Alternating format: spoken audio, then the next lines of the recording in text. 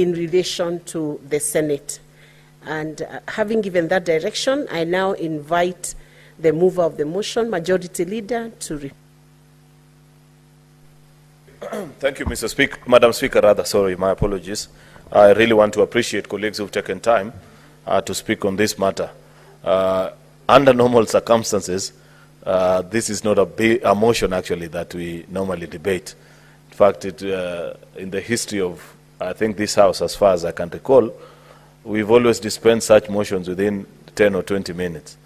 But I think members had missed the microphone and the cameras, Madam Speaker, and therefore it was only fair that we allow people to say something. And members have spoken on many things, but I want to appreciate their contribution, actually, of every member that has spoken, because apart from the debates that we've had on majority and minority, something which doesn't arise, one of the reasons why I never contested members raising it, Madam Speaker, is because I know that here in the Senate, the question of majority and minority doesn't arise, because it's as plain as can be, Madam Speaker, that even a plain census on which party, without including the disputed political parties of UDM, for example, who holds the majority. UDA on its own, together with Ford Kenya and DP, have 24 senators, which settles that conversation. But be that as it may, Madam Speaker,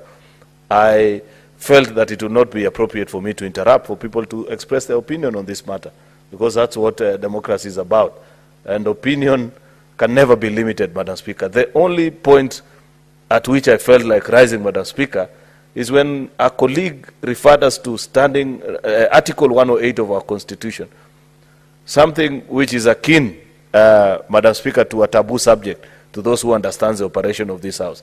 If there is a clause of the Constitution that has been used to disparage this House, Madam Speaker, in the counterpart House, it is that Article 108. And it broke my heart that one of the leaders today actually agreed with their position and insisted that this House is subservient to the decisions of the National Assembly.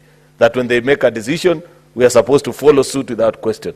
I will, Madam Speaker, I allowed it to slide because I believed that with the wisdom of time and age, that member will come to appreciate the importance of the independence of this House and the reason why our decisions remain to be final and cannot be challenged or debated in the subsequent House, Madam Speaker. You know for a fact, as Senator Moses Kajwang alluded to, that this Constitution has been found to be inconsistent in terms of its use of the term National Assembly and Parliament. That is why you find, for example, Madam Speaker, that there are state officers that we actually vet alongside National Assembly, like the Inspector General of Police, Governor of Central Bank, and others that were left out, Madam Speaker, which points out to very glaring errors that it was actually not, it might be in letter, but not in the spirit of the Constitution, of how Parliament and National Assembly has been used interchangeably, Madam Speaker. Perhaps it was the works of an over-enthusiastic draftsman, Madam Speaker, or somebody cheekily actually did that to spite this House, Madam Speaker, and we cannot be the ones that agree to that kind of error and say that a House of equal importance in a bicameral legislation, Madam Speaker, can take leadership from the other House. I don't agree with that, Madam Speaker. But the rest of the things that have been said is what makes this House a House of debate. It's good, and it was nice, Madam Speaker, to see members debate and engage on issues. I appreciate that, whether pro or against, Madam Speaker. You know, the work of opposition is not easy. Sometimes you have to come and do certain things just for the cameras. I did that for the last 5 years, in the last time of Parliament, Madam Speaker, and we were used to it. Then Senator Maruma will frown at me because you are saying you are delaying government business. Government business must continue. Today, things change, and in future you never know what will happen, because that's the essence of politics, Madam Speaker. But I want to appreciate that further down the line, many members have agreed with us that we need to prioritize a lot of business that is before this House, Madam Speaker. The state of use of resources, Madam Speaker, in our counties is something that will trouble every senator. That we have to wait for some dubious institutions such as, I don't know, Infotrack, and I don't know which one, Wekeza, and I don't know, some funny institutions that have no history of doing professional work that can be judged by the truth of time to establish whether their work is professional otherwise, to give us the ranking of the performance of governors and county governments, Madam Speaker, is, Madam Speaker, the dereliction of duty on the part of Senate, Madam Speaker. This House, Madam Speaker, must come up with mechanisms upon which the template and the tools, Madam Speaker, for measuring performance of a county government, Madam Speaker. We cannot continue to sit here as intellectuals, you know, and just be happy to see people post. And we know how many of these findings are procured, Madam Speaker, that if you pay, then you can be ranked to be on top. You don't need to be a genius to know the performance. If, for example, Governor George Natembeya was performing as well as that opinion poll wants to show us, Madam Speaker, then he'd be making news, Madam Speaker, for the things that he's doing in Trans Nzoia and not for the insults that he is spewing.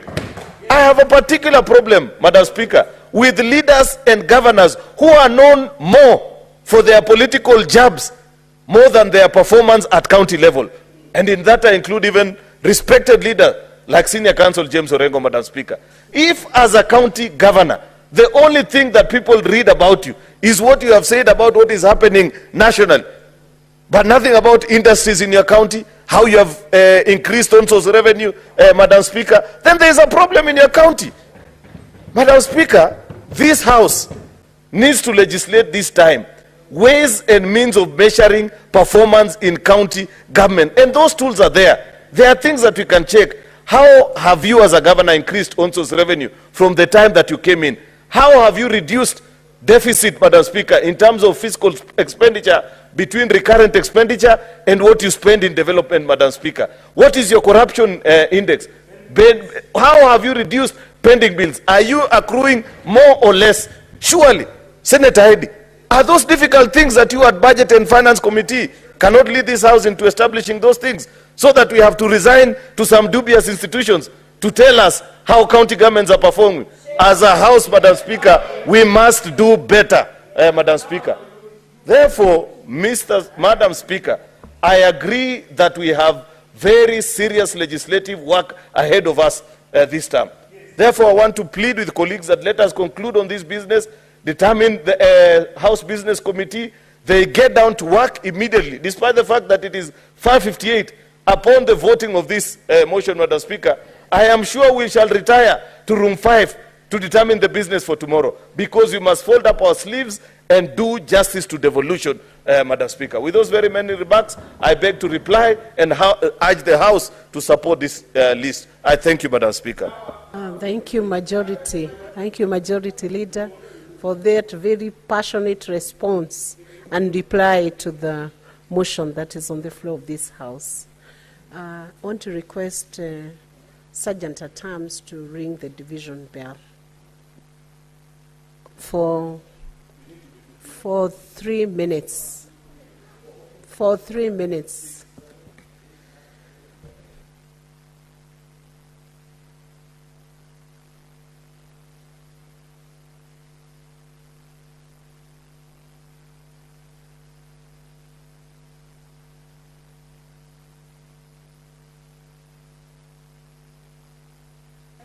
Sergeant at Arms, division bell for 3 minutes.